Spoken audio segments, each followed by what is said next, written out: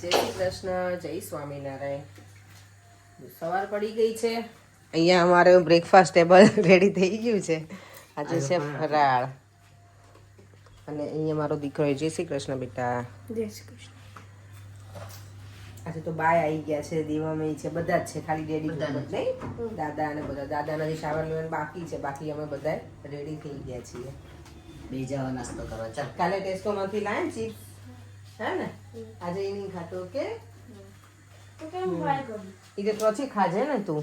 પછી જો અહીંયા બટેકા બફાઈ છે લંચ માટે, સૂકી ભાજી બનાવવા। અહીંયા કેટલા ટાઈમ પછી હું સૂકી ભાજી બનાવીશ, મને મમ્મી યાદ જ નથી મેં ક્યારે સૂકી ભાજી બનાવી છે। ઓછી બનાવું છું હું તે, કારણ કે નોર્મલી અમે ઓલું કરીએ ને ફાસ્ટિંગ તો છે ને સાબુદાણાની ખીચડી હોય, મોરૈયાની ખીચડી હોય એવું બનાવું, પણ સૂકી ભાજી તો વર્ષો થઈ ગયા અહીંયા બનાવી નહીં હોય ને। તો મેં ચલો તારે કેટલા ટાઈમ પછી સૂકી ભાજી મસ્ત બનાવીએ ચટપટી અને ખાઈએ। ઇન્ડિયામાં તો ખબર આપણે કાંઈક પણ હોય એટલે ફરાળમાં સૂકી ભાજી તો હોય જ નહીં, પણ હવે ઓછું થઈ ગયું। મમ્મી આજે સૂકી ભાજી ને પૂરી, મમ્મી આજે સાડી પહેરી લીધી છે, સાચી વાત છે। આજે મમ્મીએ કહું સાડી પહેરી લીધી છે।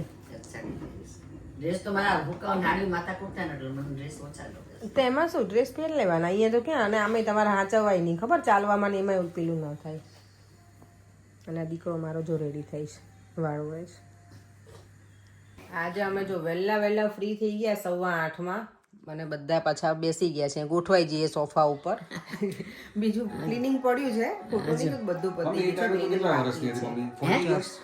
આ મારા નણંદના મેરેજ તો કેટલા વર્ષની હતી? મમ્મી જો કેવા લાગે જ નહીં, 42 વર્ષ 45 45 મનીષાબેન તો જો કેવા લાગે છો, કેવી લાગે સાવ પતલા।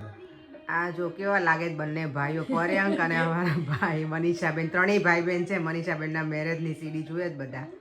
મમ્મીને તો મજા આવી ગઈ ને મમ્મી, હે કેટલા ટાઈમ પછી જોવો છો ને આજે? ટાઈમથી ચાલુ થઈ ગયું। આજે હું મમ્મી ને પપ્પાને જો અહીંયા છે ને ભાઈના ઘરે મૂકવા જઈએ છીએ। ભાભી મમ્મી આવી ગયા છે, લિસ્ટર ગયા હતા રહેવા, તો અત્યારે મમ્મી લોકો અહીંયા રહેવાના છે હવે આજનો દિવસ, હે ને મમ્મી? અને કાલે એટલે હવે આ અવન જવન તો અમારે રહે જ ચાલો।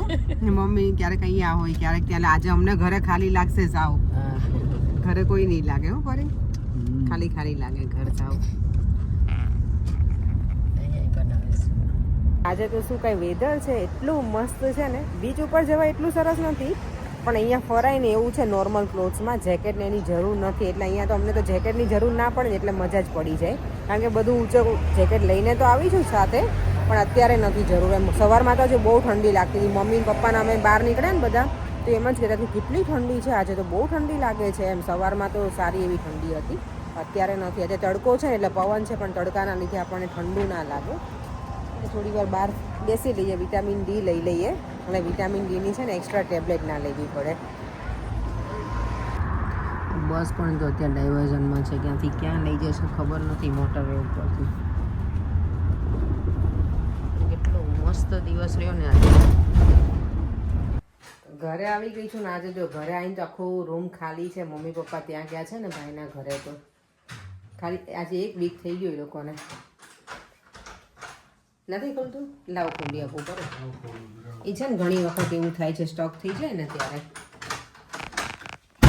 છે ને। અમારો ક્લિનિંગ પ્રોગ્રામ ચાલે છે, હું આવીને ત્યારથી બધું જ ક્લિનિંગ પતાવ્યું, ઉપરના બધા ફ્લોરમાં મસ્ત કચરા પોતા ટોયલેટ બાદ બધું કરી નાખ્યું। અને આજે મને ઉન્નતિ પટેલ છે, એમની કોમેન્ટ હતી કે તમે જે કિચનમાં કપબોર્ડ છે ને એને ક્લીન કરવા કયો સ્પ્રે યુઝ કરો છો, તો હું છે ને આ યુઝ કરું છું, એલ્બો ગ્રીસ। આ સરસ આવે છે, આનાથી બધું જ છે ને, કારણ કે આપણે ઓબ્વિયસલી આપણું બધું છે ને ફૂડ ને બધું ઓઇલી હોય ને, તો પછી બહુ સ્ટીકી થઈ જાય, તો આનાથી સરસ ક્લીન થઈ જાય છે બધું, તો હું એ યુઝ કરું છું। ચાલો હવે કંઈક ડિનર બનાવી નાખીએ। આજનું ડિનર છે ભાખરી અને વઘારેલું દહીં, સિમ્પલ જ બનાવું છું, તો ચાલો એ પેલા બનાવી લઈએ, અને પછી કામ બીજું તો હવે કંઈ કામ બાકી રહ્યું નથી, વાસણ એ બધું ગોઠવવાનું છે, જેને પછી હવે કરીશું શાંતિથી। અને સવારમાં બનાવી કે ને સૂકી ભાજી એ પણ પડી છે થોડી, તો એ પણ ચાલી જશે, એટલે હવે બીજું કંઈ બનાવવું છે નહીં આપણે આજે, તો ફટાફટ બનાવી લઈએ।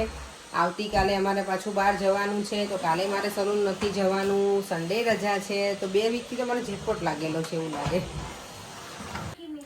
દેવા માટે બની છે ફ્રેન્ચ ફ્રાઈઝ, અમારા માટે બની છે ભાખરી, વઘારેલું દહીં, સરસ મજાનું.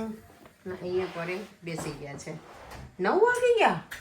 ઓ માય ગોડ, ખબર ના પડી કેમનો ટાઈમ ગયો. તમે કીધું કે ભૂખ લાગી. ભૂખ લાગી છે એવું કીધું બેટા. ચશ્મા દેવમ બતાવ પડે. દેવમ જો નાનો હતો ને ત્યાંનો કેટલો ક્યુટ લાગે છે ગટુડિયું. દોડે જ કેવો પાછો આવ્યો હો પાછો ચશ્મા પે. હા જો પોઝ તો એવા આપશે ને ગટુડી.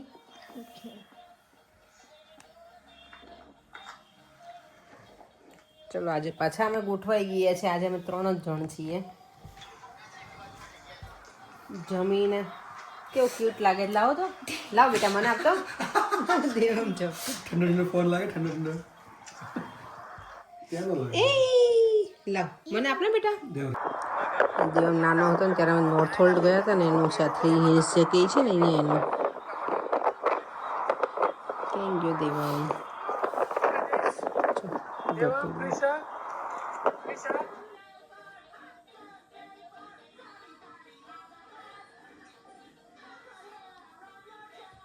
મને લાગે કેટલા 7 વર્ષ પહેલાંનું છે આ પિક્ચર. કેમ અલગ લાગે છે. 2020નો છે એવો 6 વર્ષ પહેલાંનું છે. પર્યંક કેવા લાગતા હતા એકો? પર્યંક તમે મૂછ રાખતા કે અલગ રાખો છો? જો આમાં કેમ મંદ મંદ મલકાવ છો તમે? અમારે પ્રકાશ લોકોનું ગ્રુપ છે ને મેસેજ કરું છું. દેવમને છે ને જો અત્યારે કીધું ને પર્યંક કે મૂવી ટાઈમ એટલે એને મૂવી ટાઈમ તો કરવો જોઈએ નહીં. કરતો તો ગુસ્સો નથી આવતો. હમણાં કંઈક કામ કહીએ તો કેટલો ગુસ્સો આવે છે તને. શું ના આવે જ છે ગુસ્સો તને? આજે તો જો વિડીયોમાં કંઈ બહુ કર્યું નથી. સવારમાં તો અમે સિમ્પલ જમવાનું કંઈક બનાવી અને જતા રહેતા કામ ઉપર. પછી આવ્યા ત્યારે મમ્મી ને પપ્પા નથી આજે ઘરે એટલે ઘર ખાય. પપ્પા તો આવ્યા હતા પાછા. પરેંગે કે દેવમને લઈને આવ્યો ને તો પપ્પા વોક કરીને આવે કારણ કે ઘર નજીક છે ને અમારું ભાઈનું. એટલે મમ્મી ના ચાલી શકે આટલું બધું. પપ્પા તો આવે તો બેઠા હતા અહીંયા ટીવી ને એવું જોયું. પછી પાછળ દેવને ક્રિકેટ હતું તો પરેંગ દેવને લઈને ગયા અને પપ્પા પછી ત્યાં જતા રહ્યા હતા ભાઈના ઘરે કે મને વોક કરવું હોય એટલે. પહેલાં છે ને પપ્પા જ લેવાના હતા દેવમને સ્કૂલેથી. તો પરેંગ કે તડકો બહુ હતો ને એટલે મેં પપ્પાને ના પાડી કે વોક કરીને જાય તો પછી પપ્પા થાકી જાય ને એટલે.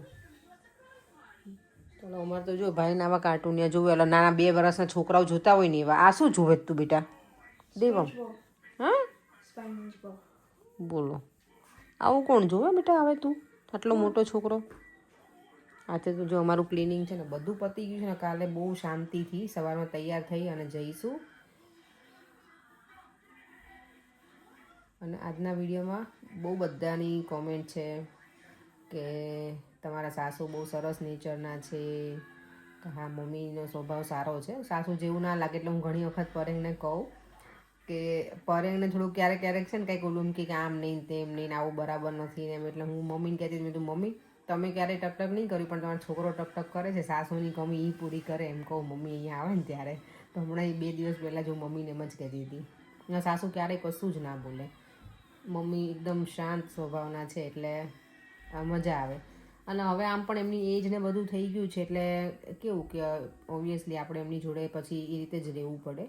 એ હવે કામ કરી ના શકે. કરે આપણે ના હોઈએ તો પણ થાકી જાય ને. હવે મમ્મી તો 70+ છે. આપણને મન તો નહીં ખબર કે હું 70+ પછી આટલું કરી શકીશ થોડું ઘણું.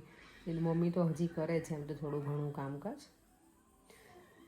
ચાલો હવે આપણે વિડીયોનું એન્ડ કરી દઈએ. ફરીથી મળીશું કાલે નવા વિડીયો સાથે. Bye bye. જય શ્રી કૃષ્ણ. જય સ્વામિનારાયણ. વિડીયો ગમ્યો હોય તો like share and subscribe. By.